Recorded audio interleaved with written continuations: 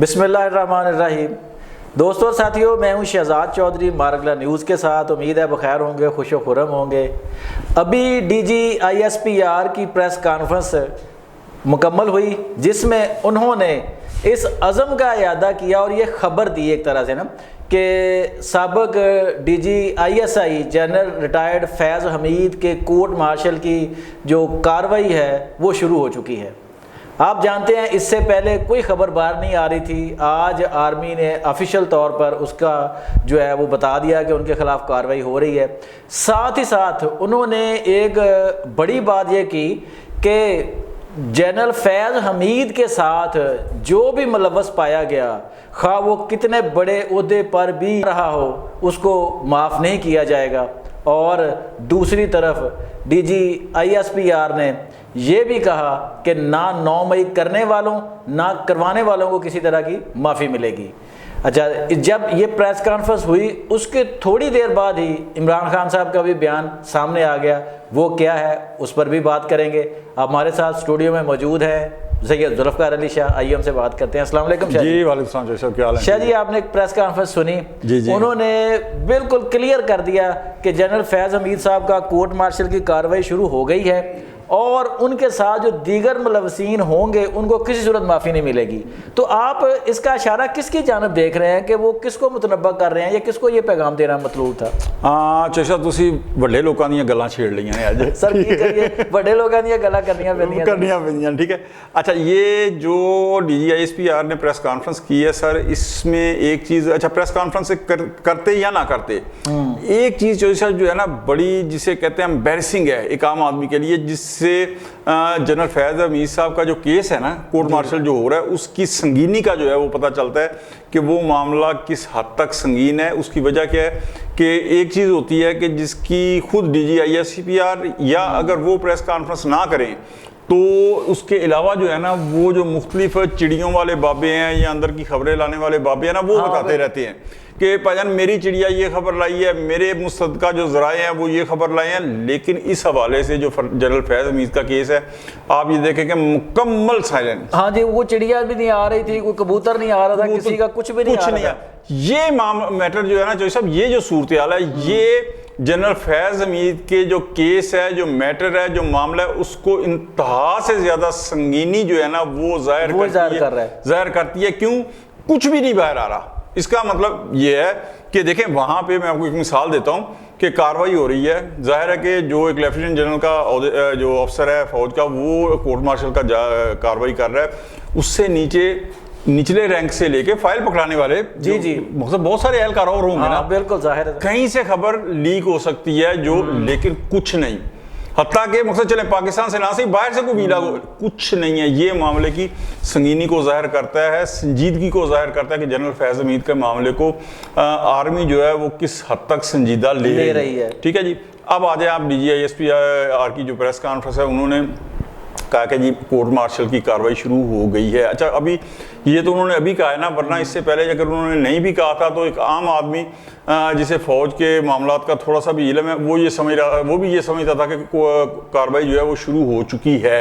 اب انہوں نے باقاعدہ جو ہے تصدیق کر دی ہے کہ کاروائی شروع ہو چکی ہے۔ اچھا، یہ اب کاروائی جو ہے وہ کچھ زیادہ عرصہ نہیں لے گی کہ جس طرح ہوتا ہے نا جی پیشی کے اوپر پیشی، آج وکیل نہیں آیا، آج جناب والا جج صاحب نہ بھجن، یہاں ہوگی فوری کاروائی ہوگی اور پھر اس کے بعد سزا یا جزا، یا بری کر دیا جائے گا یا سزا دے دی جائے گی۔ ٹھیک ہے، یہ ہوگا۔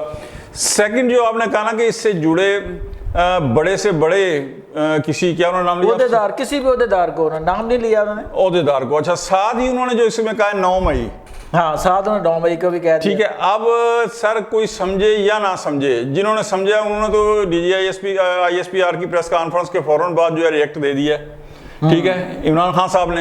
ہاں جی بالکل، ٹھیک ہے، کیونکہ یہ آپ دیکھیں کہ ایک جو وہ ہاؤسنگ اسکیم کا معاملہ، ٹاپ سٹی کا معاملہ تھا، چوہدری صاحب اس کے اندر D G I S P R کو یہ کہنے کی ضرورت نہیں کہ بڑے سے بڑے عہدہ دار بھی اگر شامل ہوا تو وہ بڑا معمولی سا کیس ہے، اور وہ صرف اگر وہ ہوتا تو شاید فیض حمید صاحب کا کوئی مسئلہ بھی نہ ہوتا۔ اس طرح کے سینکڑوں کیس پاکستان میں سر ہوتے ہیں اور کبھی ہوتے ہیں چلتے ہیں، آگے بندہ نکل جاتا ہے، ٹھیک ہے۔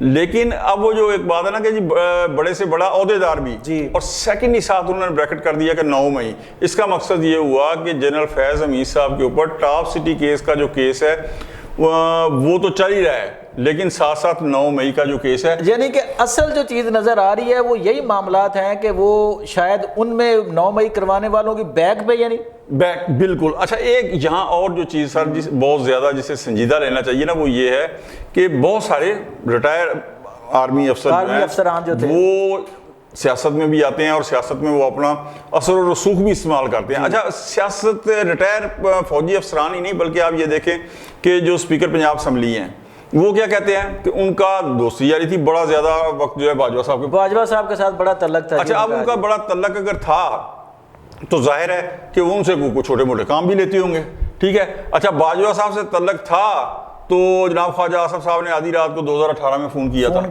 کہنے کا مقصد یہ ہے سر کہ یہ چھوٹے موٹے کام تو ہوتے رہتے ہیں، لیکن سوری میں آپ کی سر صاحب بڑی معذرت، لیکن بات یہ آ جاتی ہے کہ یہ پاکستان کی تاریخ کے اندر پہلی دفعہ ہوا ہے کہ فوج کے جو ریٹائر افسر تھے یا حاضر سرور تھے وہ فوج ہی کے خلاف جو تھے نا وہ میدان عمل میں آ گیا۔ اور اس سے پہلے میں آپ کو بتاؤں، اس سے تھوڑا سا مختلف ہٹ کے کچھ D G I S I تھے کہ جنہوں نے جناب کو کرنے کی کوشش کی تھی اور انقلاب لانے کی بھی، جنرل مشرف کے دور کے اندر بھی اور پہلے بھی، ان کو بھی بالکل سزا ہوئی تھی۔ اور یہ سر اگر سزا ہوتی ہے کیونکہ یہ فوج کے خلاف بھی، اور اچھا ایک اور چیز جیسے میں سوال آپ کا ہے لیکن میں بالکل بات میں مکمل کروں کیونکہ یہ جتنی سنجیدہ بات ہے نا مکمل کیے بغیر رہ نہیں سکتا، کہ ایک ہوتا ہے کہ فوج کے خلاف کوئی کارروائی کرنا، مقصد یہ ہے کہ چلے ٹھیک ہے یا ادھر ادھر یہ وہ، لیکن یہاں پہ جو 9 مئی ہوا ہے نا سر، وہ صرف فوج کے خلاف نہیں ہوا بلکہ فوج کے خلاف بغاوت ہے، ان کی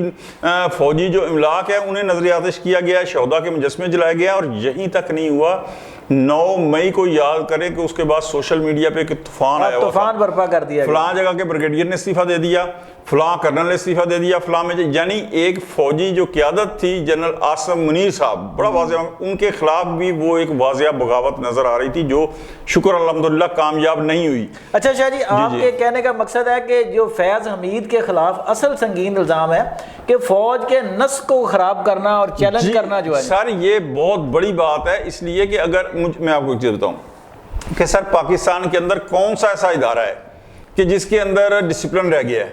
جی میں معذرت کے ساتھ مجھے کسی کی توہین سے غرض نہیں ہے، نہ میرا مقصد کسی کی توہین ہے، لیکن آپ یہ دیکھیں کہ عمر عطا بندیال کے دور کے اندر کیا عدلیہ 2 واضح گروپوں میں نہیں تقسیم نظر آتی ہے؟ آج بھی مقصد کچھ لوگ کہتے ہیں، میں نہیں کہتا کہ عدلیہ جو ہے 2 واضح گروپوں میں تقسیم ہے، ٹھیک ہے جی، لیکن فوج واحد ادارہ ہے جس کے اندر ایک ڈسپلن ہے، اور یہ ڈسپلن ہونا چاہیے کیونکہ یہ ہمارا دفاعی ادارہ ہے، دشمن کے خلاف ہماری یہ ایک سیسا پلائی ہوئی اسے دیوار ہونا چاہیے۔ اگر اس کے اندر آپ گروپنگ کر لیں گے کہ بھائی جان نہیں ہماری مرضی کی قیادت نہیں ہے تو اسے ہٹاؤ یوں اور سازش کریں، تو یہ ایک فوج ہی نہیں ملک اور قوم کے خلاف بھی ایک گراؤنی سازش ہے، اور یہ اس کے بڑے چوہدری صاحب اللہ معاف کرے مجھے یعنی خوف آ رہا ہے، اس کے بڑے سنگین جو ہے نا وہ نتائج نکلیں گے، ہو سکتے ہیں بالکل۔ کیوں؟